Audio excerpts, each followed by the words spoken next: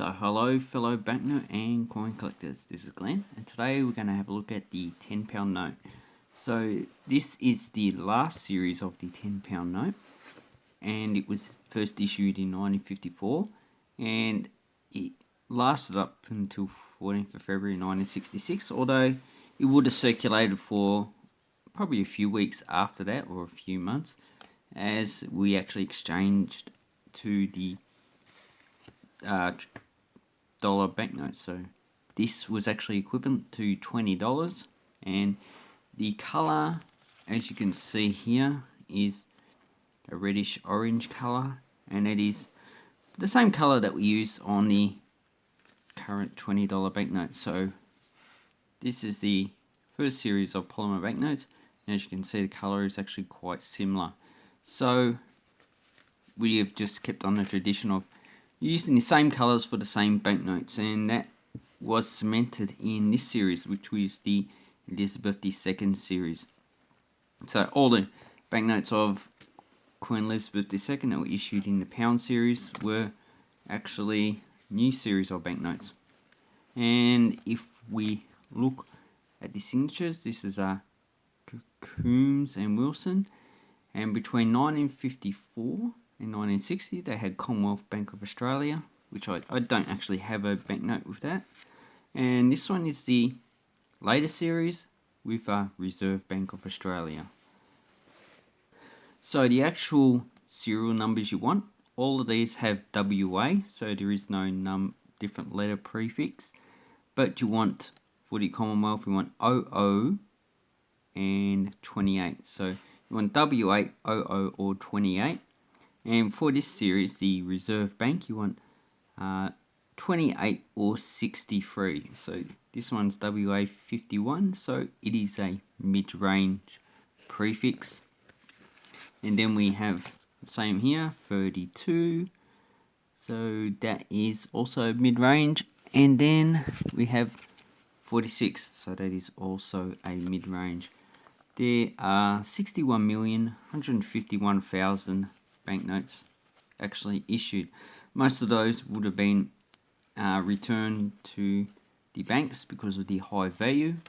I actually saw one of my grandfather's paychecks back in 1960s, probably 64 or 65, and he actually got paid £20, or nearly £20. That's about $40.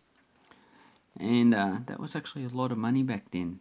The inflation value of a £20 banknote is, so here we have a £10 from 1965 is equivalent to $275 now. So £20 is about $550.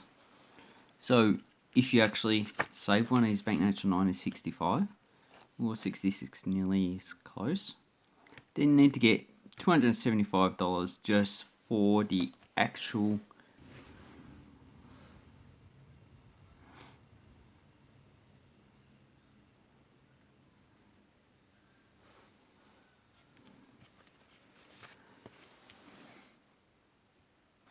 So here, oh, I forgot to pause the video. So here I have some sold values of £10 banknotes. You can see this one sold for $75. And if we look at the actual quality of the banknote, you can see it's actually in pretty, not that good, probably fine condition, nearly very fine. And that's probably close to this banknote here. So that quality banknote, you're paying $75, and that's actual minimum that those banknotes have actually been sold for. And there's this one's actually quite damaged, 89. You got 99, you got 100, very nice. So what condition is that banknote in?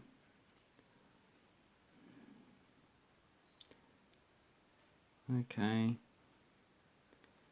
probably in pretty good condition. Something I would actually buy for $100, definitely. It does have a little tear.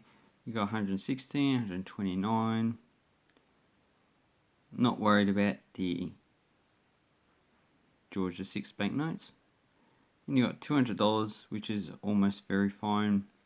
Very fine. $200, 330. So these don't actually make inflation value. So really, if you wanted to actually get your money back, you need it to be pretty much EF or even uncirculated. So here we go, virtually uncirculated. And how much was the inflation value? 275. So that one there, you would have actually got your money back if you kept it in 1966, or if your grandparents did. And this one would have just made it, although that one is actually being graded, so you would have lost money on that. Then we have other ones, uncirculated. So this one definitely is a good investment. I would definitely just, if you wanted to buy it for the future, these ones are probably not the investment grades that you actually want. You want a banknote that's actually in uncirculated condition. So, as you can see, 2, that will be okay. Consecutive pair. Ooh, George the 5th. Definitely a good banknote to get. So basically, these banknotes here, you'll be paying $100 for them, or probably even less. I personally wouldn't sell it for $100. Not if I pay $100 for it. I'm not going to sell for $100. I'm going to increase the actual price. So if we look at banknotes are actually currently for sale. So okay, so here's the actual banknotes that are currently for sale. You can see this one's $100, pretty bad condition here. You got 140, 150, and if I was just a banknote collector, yeah, $140 is fine, because obviously you're getting it for your collection, and later on you'll probably upgrade it. Probably VF 250 is probably a bit much.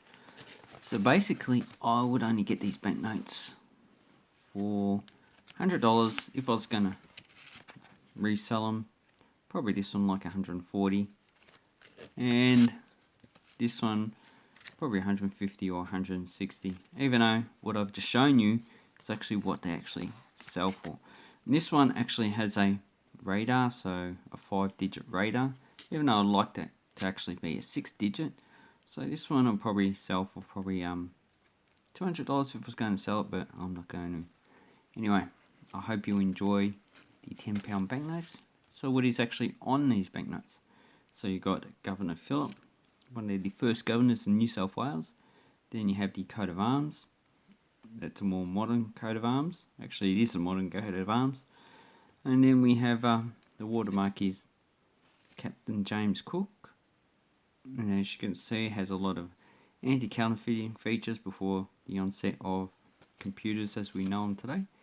And then we have these represent industry, science, agriculture, and learning, and technology. It probably is. So different features for different aspects of our current civilization. And we have a woman with a compass and a map, so probably a surveyor. And it's actually a nice, beautiful banknote. Although it was the highest banknote in 1965, 66, they actually did produce 20, 50, 100 and £1,000 banknotes up until 1925 for some of them. But those ones are actually quite expensive. If you don't have $10,000 or more, then I wouldn't worry about trying to collect any of these banknotes that are over £10.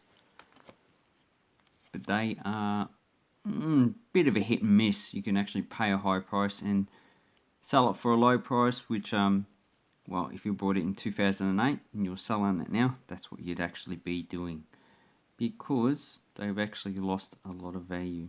Anyway, I'd like to say thank you very much for watching my video. I hope it was informative and that you like £10 banknotes.